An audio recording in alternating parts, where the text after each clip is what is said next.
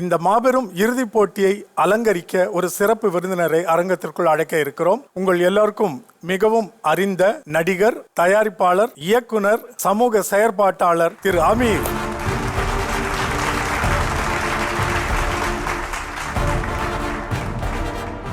ஒரு தலைமுறை சோதனை வச்சு பார்ப்போம். உங்களில் எத்தனை பேருக்கு திரு அமீர் சாரை தெரியும்? இப்போ உங்கள் பள்ளியில் நீ சொல்லு, இவர் யார், உனக்கு எப்படி தெரியும்? ஐயா படத்தில் பார்த்துருக்கீங்க.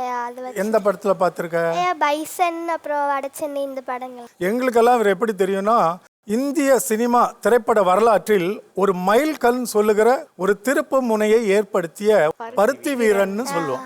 அந்த படத்தோட இயக்குனர். அப்போ அவருக்கு ஒரு வரவேற்பு உங்களுக்கெல்லாம் தெரியுது இல்லையா? அதனால எனக்கு பெரும் மகிழ்ச்சி. இன்னைக்கும் தமிழ் திரைப்படங்கள்ல இன்னைக்கு வரைக்கும் வர கிராம படங்கள்ல அந்த படத்தினுடைய தாக்கம் இல்லாமல் இருக்கவே இருக்காது. இப்ப இந்த தலைமுறைக்கும் தமிழுக்கும் உள்ள தொடர்பு அல்ல, அதை பற்றி ஒரு சமூக செயற்பாட்டாளர் உங்களுடைய பார்வையில். அந்த தமிழோடு விளையாடுன்ற அந்த வார்த்தையை கேள்வி பார்த்த உடனே எனக்கு தோணுது, உலக அரங்கிலேயே தாய்மொழியோடு விளையாடக்கூடிய ஒரே இனம் தமிழ் இனம் தான் அப்படின்றது மட்டும் எனக்கு. இவன் ஒருத்தன் மட்டும்தான் தாய்மொழியோடையும் விளையாடுறான், தான் வளர்க்குற மாட்டோடையும் விளையாடுறான். எல்லா சிறப்பும் இந்த தமிழனுக்கு மட்டும்தான் இருக்குன்றது கூடுதலாக என்னால் உணர முடிஞ்சது அரங்குக்குள்ளே வந்தவுடனே. இந்த பருவத்தில் இருக்கவங்களுக்கு இன்றைக்கு தமிழ் எப்படி இருக்குன்னா, ஒரு நாகரீகமான சமூகமாக முன்னேறணும் அப்படின்னு சொன்ன உடனே முதல்ல ஒரு பெற்றோர் நினச்சது என்னென்னா, கடந்த காலகட்டங்களில் ஆங்கிலம் படித்தா நாகரீகம் அப்படின்றது தான் அவங்க மூளைக்குள்ளே செலுத்தப்பட்டது. ஆங்கிலம் தெரிஞ்சுக்கிட்டால் போதும் அறிவு வந்துடும் அப்படின்றதுலேருந்து விலகி தாய்மொழியை மறக்க ஆரம்பித்தாங்க. இன்றைக்கும் சமூக வலைதளங்களில் பார்த்தீங்கன்னாக்கும் ஒருத்தனை திட்டுறதுக்கு தமிழை பயன்படுத்துகிறாங்க, பாதி தமிழ் எழுத்துப்பிழை தான் இருக்குது. அப்போது அப்படி உள்ள ஒரு சூழலில் தமிழை இந்த சமூகத்துக்கு கற்றுக் கொடுக்கணும் அப்படின்னு நினைக்கிற அந்த நோக்கம் உயரிய நோக்கமாக நான் பார்க்குறேன். நான் அந்த நிகழ்ச்சி உருவாவதற்கு அடிப்படையான ஒரு காரணமாக இருக்கக்கூடிய கலைஞர் தொலைக்காட்சிக்கும், ஏன்னா கலைஞர் தமிழையும் கலைஞர்ன்ற வார்த்தை ரெண்டையும் பிரிக்கவே முடியாது, அது ரொம்ப முக்கியமான ஒரு இது. அப்போது சரியான இடத்துலேருந்து தான் இது துவங்கி இருக்குன்றதை நான் உணர்கிறேன். ஒரு 10 ஆண்டுகளுக்கு முன்னால் இருந்த ஒரு தமிழ்லேருந்து விலகி இருந்தவங்க இன்றைக்கி தமிழோடு திரும்ப நெருங்கி இருக்காங்க. ஆங்கில வழி கல்வியாக இருந்தாலும் தமிழை நெருங்குறாங்கன்றதை என்னால் உணர முடியுது. அப்படி தான் நான் பார்க்குறேன். என்னால் இவ்வளவு தான் என்னால் அப்சர்வ் பண்ண முடிஞ்சது இதில். சரி, தமிழ் திரைப்படங்களில் இளைஞர்களுக்குன்னு சில படங்கள் வருது. அது போக்கு, கதை அமைப்பு, தன்மை, வசனம், காட்சி அமைப்பு, அதில் இளைஞர்கள் கவரப்படுறது, இதெல்லாம் ஒரு வெற்றிகரமான படங்களாக போயிட்டு இருக்குது.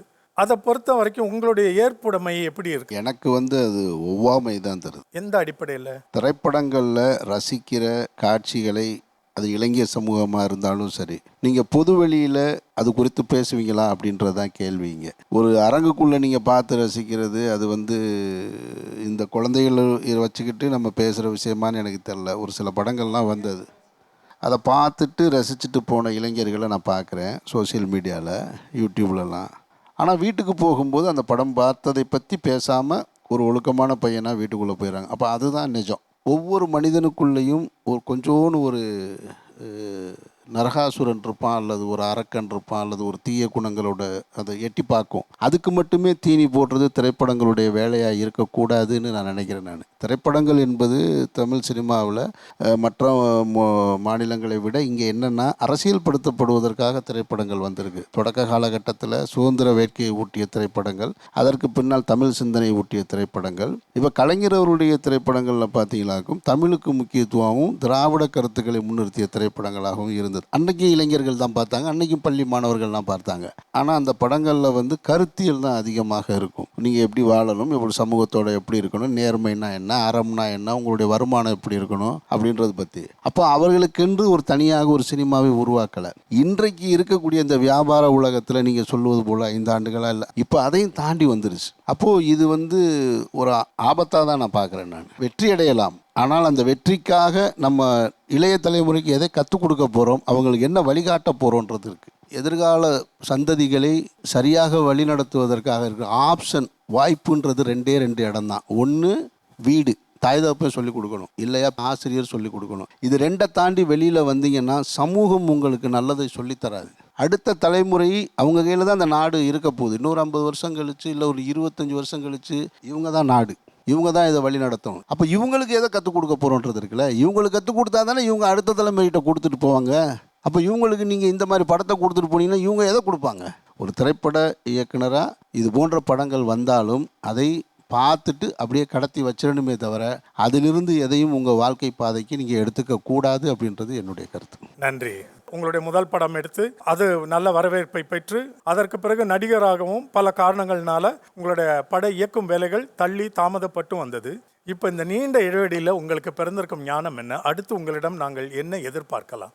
இந்த சமூகத்தோடு ஒட்டி இருக்கக்கூடிய இந்த சமூகத்துக்கு தேவையான படைப்புகள் தான் என்கிட்ட இருந்து இனிமே வர முடியும் அப்படின்றதுல நான் உறுதியாக இருக்கேன். நான் சமூகத்திடமிருந்து பெற்றணும் நல்ல விஷயங்களை அதை அடுத்த தலைமுறைக்கு கடத்தணும் அப்படின்றது மட்டும்தான் இப்போதைக்கு இருக்கிற சிந்தனை. விரைவில் உங்களுடைய இந்த லட்சிய கனவுகள் நிறைவேற நாங்கள் எல்லாரும் வாழ்த்துகிறோம். நன்றி.